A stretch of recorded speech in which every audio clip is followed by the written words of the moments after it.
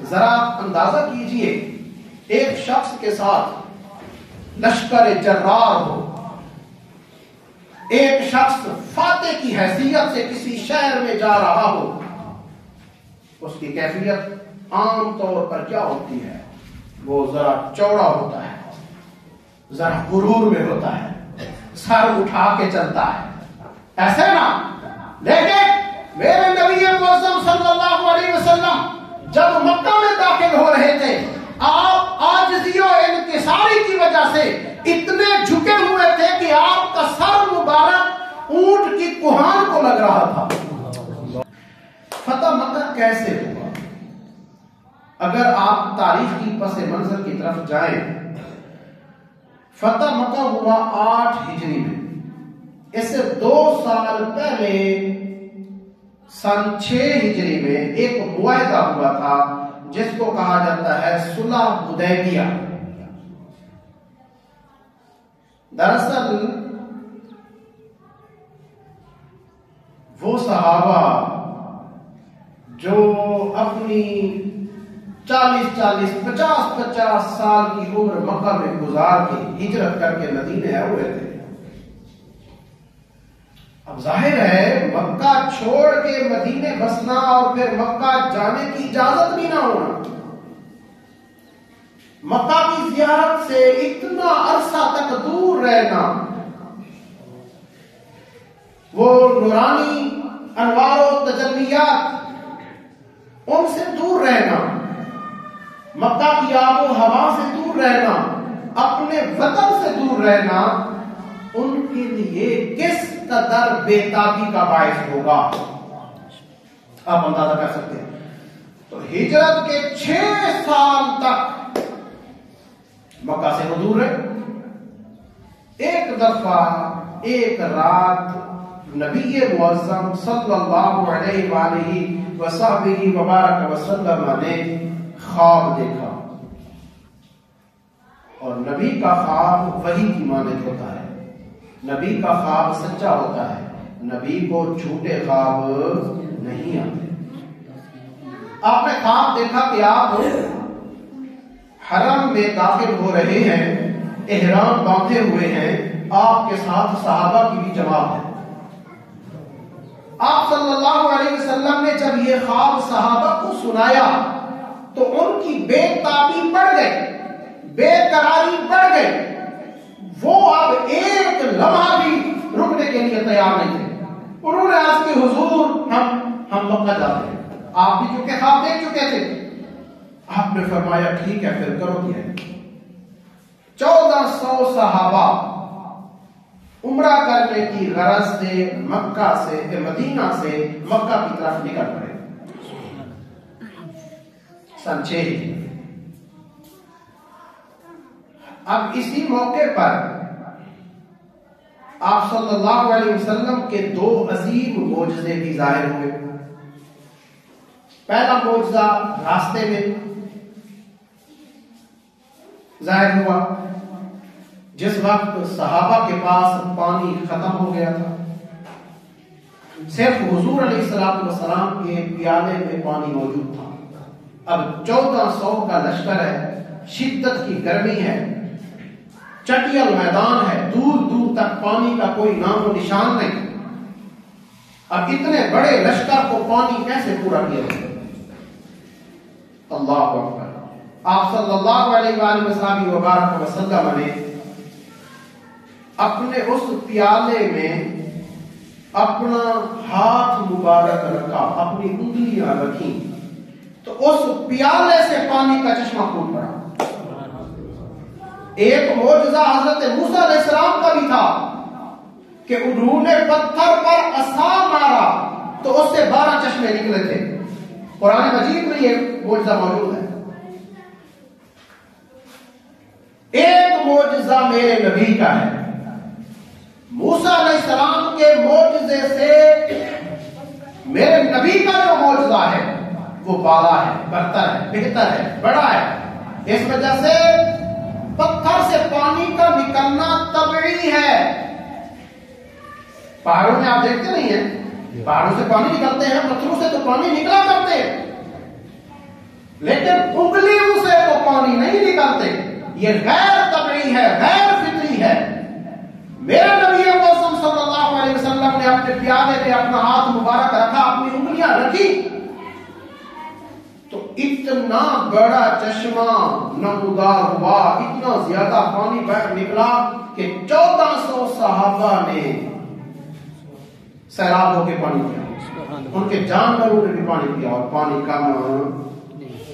تو جب آپ نے انگلیاں اٹھائیں تو وہ پانی دوبارہ سمٹ کے پیالے میں بند ہو گیا. یہ آپ کا عظیم معجزہ اسی موقع پر ظاہر ہوا.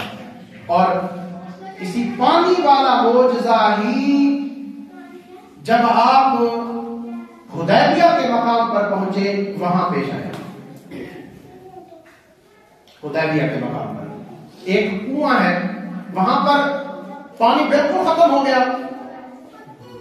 1400 صحابہ کا لشکر، شدت کی گرمی، پانی بالکل نہیں.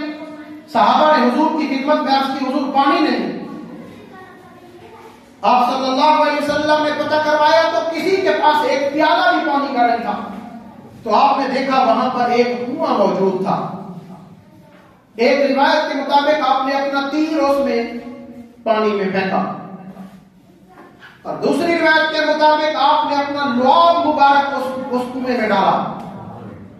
تو جیسے ہی اپنا لعاب مبارک آپ نے اس کنویں میں ڈالا تو وہ چشمہ کی طرح ابلنے لگا. 1400 صحابہ نے اس کنویں سے پانی پیا، اپنے جانوروں کو بھی پلایا. آج بھی وہ حدیبیہ کے مقام پر موجود ہے. لوگ آج بھی اس کنویں کی زیارت کرنے کے لیے وہاں جاتے ہیں. بات میں اپنے مضمون کی طرف آتا ہوں. وہاں پر جب مقام حدیبیہ پر مسلمان پہنچے، ادھر سے کفار مکہ نے ہرزہ سرائی کرنا شروع کر دیا، اپنا لشکر تیار کیا. انہوں نے کہا یہ عمرے کی غرض سے بے شک آ رہے ہیں، لڑنے کے لیے بے شک نہیں آ رہے، لیکن ہم ان کو نہیں آنے دیں گے. آپ صلی اللہ علیہ وسلم نے حضرت عثمان رضی اللہ تعالی عنہ کو اپنا سفیر بنا کے مکہ بھیجا کہ جا کے انہیں بتاؤ کہ ہم عمرے کی غرض سے آ رہے ہیں، احرام باندھ کے آ رہے ہیں، ہمارے لڑنے کی کوئی نیت نہیں، ہم آئیں گے، عمرہ کریں گے امن و سلامتی کے ساتھ اور واپس چلے جائیں گے. انہوں نے کہا نہیں، ہم آپ کو مکہ میں داخل نہیں ہونے دیں گے. ادھر مشہور ہو گیا کہ حضرت عثمان غنی رضی اللہ تعالی عنہ کو شہید کر دیا گیا. تو آپ صلی اللہ علیہ وسلم نے اس موقع پر صحابہ سے بیعت لی کہ تم اپنی جانیں میرے اوپر فدا کر دو کہ میرے مشن سے پیچھے نہیں ہٹو گے. سارے صحابہ نے اس وقت آپ صلی اللہ علیہ وسلم پر بیعت کی کہ ہم اپنی جانیں نثار کر دیں گے، آپ سے پیچھے نہیں ہٹیں گے. اس کو بیعت رضوان کہتے ہیں. جب آپ نے یہ بیعت لی تو کفار مکہ پر ایک روب بیٹھ گیا. انہوں نے کہا کہ اب یہ بیعت کر کے آ رہے ہیں. ظاہر ہے آپ جانتے ہیں کہ اگر ایک روٹین کا بندہ ہو وہ اتنا زیادہ خطرناک نہیں ہوتا، لیکن جو شخص سر پہ کفن باندھ لے کہ بھائی یار ٹھیک ہے ہم مرنے کی نیت سے ہی آ رہے ہیں پھر دیکھتے ہیں کیا ہوتا ہے، تو وہ خطرناک ہو جاتا ہے. کفار مکہ پر بڑا روک پڑا. انہوں نے کہا یہ مسلمان تو مرنے کی شرط پر بیعت کر کے آ رہے ہیں. انہوں نے اپنے قاصد بھیجے اور وہاں پر پھر ایک صلح ہوئی، شرائط طے ہوئے. ان شرائط میں ایک شرط یہ بھی تھی کہ 10 سال تک ہم آپس میں جنگ نہیں کریں گے. 10 سال تک. اور اس سال ہم آپ کو عمرہ بھی نہیں کرنے دیں گے. اگلے سال آنا، کیونکہ اگر ہم اس سال عمرہ کرنے دیں تو لوگ کہیں گے کہ دیکھیں جی یہ قریش مکہ جو ہے یہ مرعوب ہو گئے ہیں، ہم اس سال آپ کو عمرہ کرنے نہیں دیں گے، آپ ابھی جان اگلے سال بے شک آ جائیں. خیر وہ شرائط بڑی کڑی تھی. ان میں ایک شرط یہ بھی تھی کہ اگر کوئی شخص مدینے سے مسلمان ہو کے اپنے بڑوں کی اجازت کے بغیر مکے سے مسلمان ہو کے مدینے جاتا ہے تو آپ ہمیں وہ واپس کر دیں گے، لیکن اگر کوئی شخص مدینے سے مکہ آئے گا تو ہم واپس نہیں کریں گے۔ صحابہ کو اس پر بڑی پس و پیش تھی۔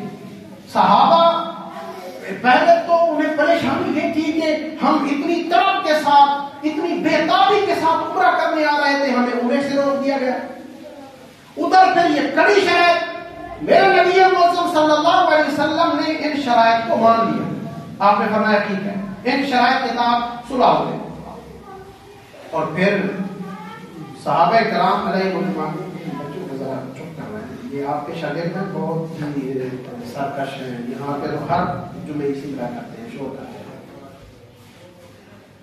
آپ صلی اللہ علیہ وسلم نے ان ساری شرائط کو مان لیا، لیکن صحابہ کو بڑی پریشانی ہو رہی کہ حضور اتنے کڑے شرائط کیوں مان رہے ہیں؟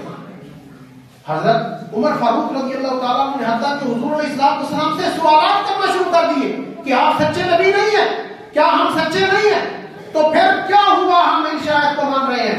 آپ نے فرمایا نہیں، میں اللہ کا سچا نبی ہی ہوں، ہم سب سچے ہیں، لیکن اللہ کو جو منظور ہے وہی ہونا ہے۔ اللہ کو یہی منظور ہے کہ یہ شرائط طے ہوں اور صلح ہو۔ اب صلح ہو گئی، صلح ہونے کا پھر نتیجہ ظاہر ہے، بظاہر جو چیزیں صحابہ کو نظر نہیں آ رہی تھی، میرے نبی تو دیکھ رہے تھے اپنی نور نبوت سے، شرائط کرے تھے، لیکن قریش مکہ کو کیا پتا تھا کہ ہم اپنے لیے خود ہی ایک گڑھ ہو جائیں۔ اب جناب ہوا یہ، شرائط کے بعد چونکہ 10 سال تک معاہدہ تھا کہ جنگ نہیں ہوگی، جنگ بندی رہے گی، اب لوگ آنا جانا شروع ہو گئے، ایک دوسرے سے میل ملاپ شروع ہو گیا، تعلقات شروع ہو گئے، تحفات شروع ہو گئے، رسم و رواج شروع ہو گئے، ایک دوسرے سے ملنا ملانا ہو گیا۔ اب جب کفار مسلمانوں سے ملنے لگے تو سنیے، 19 سال میں، کیونکہ 13 سال آپ نے مکہ میں تبلیغ کی اور 6 سال گزر چکے تھے مدینے میں، 19 سال میں اتنے لوگ مسلمان نہیں ہوئے تھے جتنے لوگ 2 سال کے اندر مسلمان ہو گئے۔ سبحان اللہ۔ یہ صلح کا اثر ہوا، صلح حدیبیہ کا، کیونکہ میل ملاپ ہو گیا نا۔ پہلے تو بالکل قطع تعلق کی تھی، دوریاں تھی، ایک دوسرے سے میل ملاپ نہیں تھا، ایک دوسرے کے اخلاق و اطوار نہیں دیکھے جا رہے تھے، ایک دوسرے کے معمولات نہیں دیکھے جا رہے تھے، بہت دوریاں تھی۔ لیکن جب صلح ہو گئی، آنا جانا شروع ہو گیا۔ اب جب انہوں نے اسلام کے اعلیٰ اخلاق کو دیکھا، اعلیٰ کردار کو دیکھا، تو 19 سالہ تبلیغ سے جو لوگ مسلمان ہوئے تھے ان کی تعداد سے بھی زیادہ لوگ صرف 2 سال میں مسلمان ہو گئے۔ پھر صحابہ کو اندازہ ہوا کہ ہاں، ہمارے نبی نے حدیبیہ کے مقام پر جو صلح کی تھی اور جو کڑی شرائط بھی مان لی تھی، ان شرائط کے معاملے میں یہ حکمت پنہاں تھی۔ اللہ اکبر۔ اب ہوا یہ کہ 2 عرب کے قبیلے تھے، ایک کا نام تھا بنو بکر اور ایک کا نام تھا بنو خزاعہ۔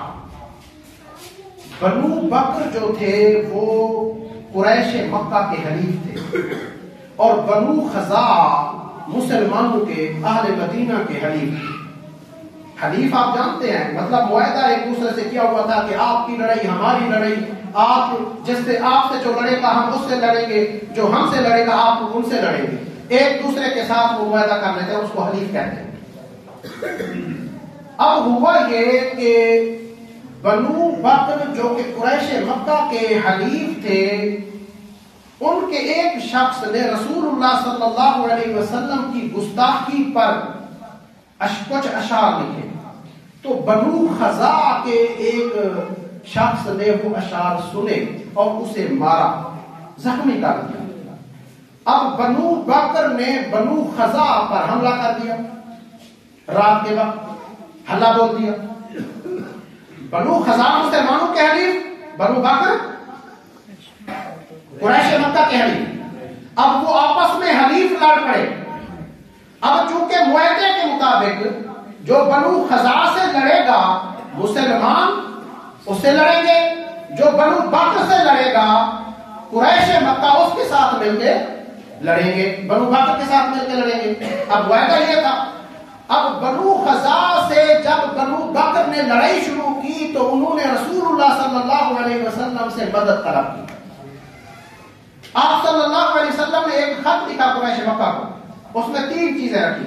فرمایا کہ بنو خزاع کے جن لوگوں کو تم نے قتل کیا ہے ان کی دیت دو.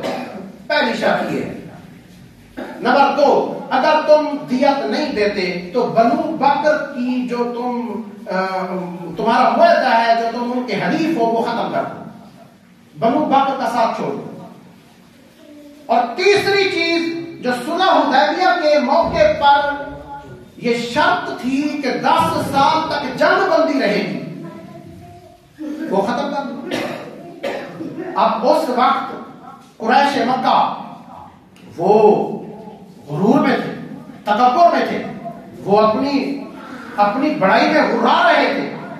وہ کہنے لگے نہ تو دیت دیتے ہیں نہ ہی بنو بکر کو چھوڑتے ہیں، ہم لوگ جنگ بندی کی جو شرط تھی اس کو ختم کرتے ہیں، وہ جو صلح تھی وہ ختم کرتے ہیں، دوبارہ سے بے شک جنگ شروع کی جائے. آپ صلی اللہ علیہ وسلم تک جب یہ خبر پہنچی تو آپ نے صحابہ کو اکٹھا کیا اور اللہ سے دعا کی کہ پروردگار، ہماری یہ حرکات سکنات جو ہے، ہم یہ جو جا رہے ہیں مکہ کی طرف، قریش مکہ سے مخفی رکھ. تو اللہ تعالیٰ نے آپ کی نقل و حرکت جو تھی وہ قریش مکہ سے مخفی رکھی. آپ صلی اللہ علیہ وسلم اس وقت 10,000 صحابہ کے ساتھ مکہ کی طرف روانہ ہوئے. اب مکہ سے تھوڑا دور جب تھے، مکہ سے قریب تھے، وہاں جا کے آپ نے پڑاؤ ڈالا. مکہ کے قریب ادھر قریش مکہ کو اطلاع اس وقت ہوئی، کیونکہ اگر انہیں پہلے اطلاع ہو جاتی تو پھر لڑائی کا سامان بن جاتا، پھر وہ لشکر کیا کر لیتے. آپ صلی اللہ علیہ وسلم نے دعا کی، اللہ رب العزت نے اس راز کو راز رکھا، مخفی رکھا، انہیں پتہ ہی نہیں چلا، انہیں موقع ہی نہیں ملا. اچانک جب مسلمانوں کا 10,000 کا لشکر پہنچ گیا، وہ مرعوب ہو گئے، وہ پریشان ہو گئے، انہیں موقع ہی نہیں ملا. اب ہوا یہ، انہوں نے حضرت ابو سفیان کو قریش مکہ نے بھیجا. اس وقت آپ حضرت نہیں تھے، اس وقت مسلمان نہیں ہوئے تھے. وہ وہیں آ کے رات کے وقت جب انہوں نے دیکھا کہ یہ تو اتنے زیادہ تعداد میں لشکر آیا ہوا ہے، یہ تو آ کے مکہ والوں کو تہس نہس کر دے گا، نیست و نابود کر دے گا، وہ مرعوب ہو گئے اور انہوں نے اسلام قبول کر لیا. اور آپ صلی اللہ علیہ وسلم کی خدمت میں یاد کی کہ میں جا کے قریش مکہ کو راضی کرتا ہوں، وہ صلح صفائی سے آپ کو مکہ کی چابی دے دیں گے، لڑائی کی ضرورت نہیں ہے. اب حضرت ابو سفیان گئے، انہیں جا کے راضی کیا. انہوں نے کہا ٹھیک ہے. اب آپ صلی اللہ علیہ وسلم جب مکہ میں داخل ہوئے تو فاتحانہ انداز میں جا رہے تھے. اب لڑائی کی ضرورت نہیں تھی، اب لشکر کشی کی ضرورت نہیں تھی، اب قریش مکہ کو مارنے کی ضرورت نہیں تھی. اب میرے نبی معظم صلی اللہ علیہ وسلم پوری شان و شوکت کے ساتھ لشکر جرار کے ساتھ مکے میں داخل ہو رہے تھے. اچھا ذرا اندازہ کیجئے، ایک شخص کے ساتھ لشکر جرار ہو، ایک شخص فاتح کی حیثیت سے کسی شہر میں جا رہا ہو، اس کی کیفیت عام طور پر کیا ہوتی ہے؟ وہ ذرا چوڑا ہوتا ہے، ذرا غرور میں ہوتا ہے، سر اٹھا کے چلتا ہے، ایسے نا. لیکن میرے نبی معظم صلی اللہ علیہ وسلم جب مکہ میں داخل ہو رہے تھے، آپ عاجزی و انکساری کی وجہ سے اتنے جھکے ہوئے تھے کہ آپ کا سر مبارک اونٹ کی کوہان کو لگ رہا تھا. اللہ کا شکر ادا کرتے ہوئے جا رہے تھے. یہ عاجزی، یہ انکساری، اللہ اکبر، ہمارے نبی نے ہمیں سکھائی ہے اور اپنے امتیوں کو سبق دیا کہ فتح مکہ سے بڑی کامیابی کوئی اور نہیں ہے. اللہ نے بھی اس کو فتح عظیم فرمایا ہے، فتح مبین فرمایا ہے۔ اتنی فتح کے بعد، اتنی بڑی کامیابی کے بعد دیکھ لو تمہارا نبی کتنی آلسی اور انکساری سے جا رہا ہے۔ تمہیں اگر تھوڑی سی چھوٹی سی کوئی کامیابی مل جائے اس پہ تم نے بھی نہیں اترانا، تم نے بھی غرور نہیں کرنا، تم نے بھی تکبر نہیں کرنا۔ اللہ کو عاجزی کرنے والے لوگ پسند ہیں، اللہ کو تکبر کرنے والے لوگ پسند نہیں ہیں۔ اچھا پھر اس وقت آپ ذرا اندازہ کیجئے، ایک شخص کو اگر موقع مل جائے اپنے پرانے دشمن سے انتقام لینے کا، جس نے خوب ستایا، جس نے خاندان کو تنگ کیا، جس نے عبادات میں رکاوٹیں پیدا کی ہوں، جس نے راستے میں کانٹے بچھائے ہوں، جس نے تکلیف دینے کی کوئی کسر نہ چھوڑی ہو، جس نے قتل کرنے کے منصوبے بنائے ہوں، اگر اس دشمن سے آپ کو انتقام لینے کا موقع ملے تو ذرا خیال کیجئے، ذرا گمان کیجئے، ذرا سوچئے آپ اس وقت کیا کریں گے۔ اس وقت آپ کے پاس طاقت بھی ہو، اس وقت آپ کے پاس لشکر بھی ہو، موقع بھی ہو، دشمن کا سر بھی سامنے جھکا ہوا ہو تو کیا کریں گے؟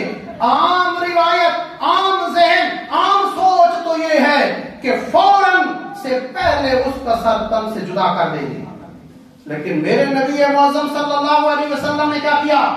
جب موقع بھی ملا، لشکر بھی جرار ہے، فوج بھی بڑی ہے، دشمن بھی سرنگوں ہے، جھکا ہوا ہے سامنے، میرے نبی نے اس وقت کیا کیا؟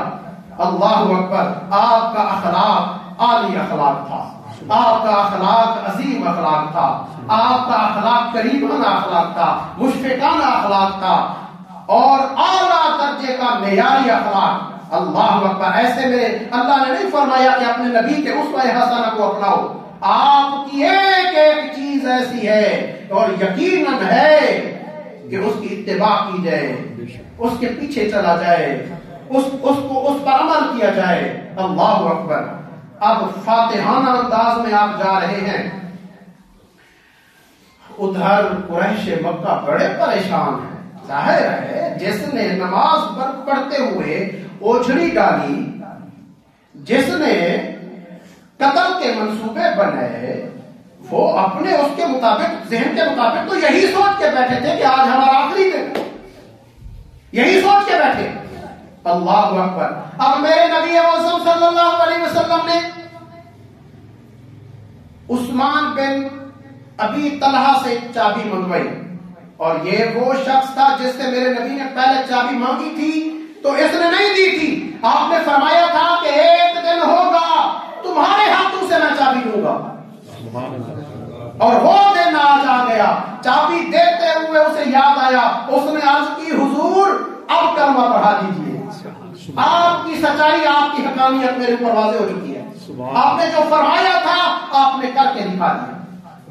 چابی آپ نے لی، آپ نے کعبے کا دروازہ کھولا، 1000 سال سے وہ بت قطع بنا ہوا تھا، 360 بت کعبے کے اندر تھے، 360 بت جن کی پرستش کی جاتی تھی۔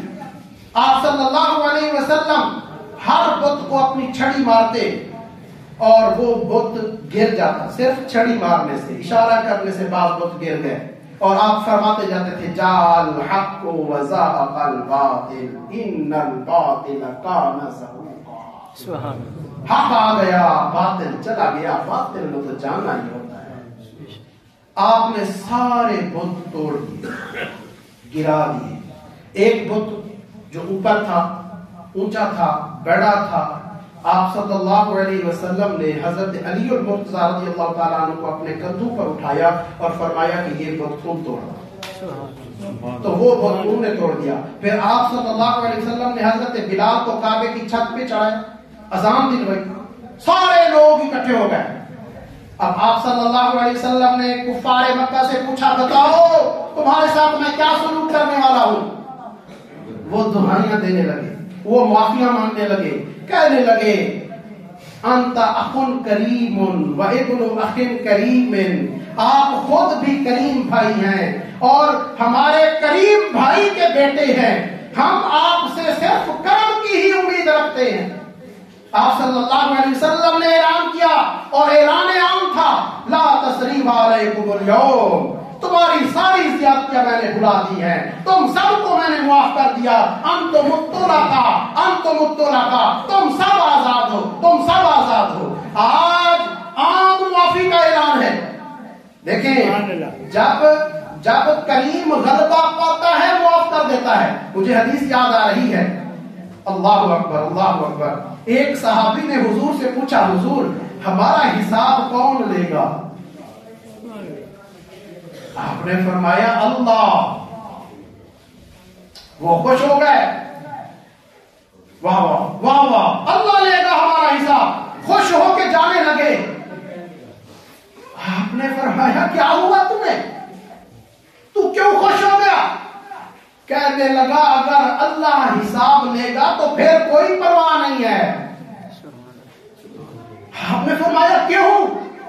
عرض کرنے لگا حضور اللہ تو بڑا کریم ہے، اور جب کریم غلبہ پاتا ہے معاف کر دیتا ہے۔ جب میرا اللہ میرے اوپر غلبہ پائے گا، جب میرا حساب لینے لگے گا، وہ تو کریم ہے، کیا میرے چھوٹے چھوٹے گناہوں کی وجہ سے مجھے پکڑ کے جہنم میں پھینک دے گا؟ وہ میرا اللہ ہے، وہ بڑا کریم ہے، وہ مجھے معاف کر دے گا۔ اللہ اکبر۔ تو جب کریم غلبہ پاتا ہے تو وہ انتقام نہیں لیتا، وہ سزا نہیں دیتا، وہ معاف کر دیتا ہے۔ تو میرے نبی معظم صلی اللہ علیہ وسلم نے جب قریش مکہ پر غلبہ پایا تو عام معافی کا اعلان کر دیا۔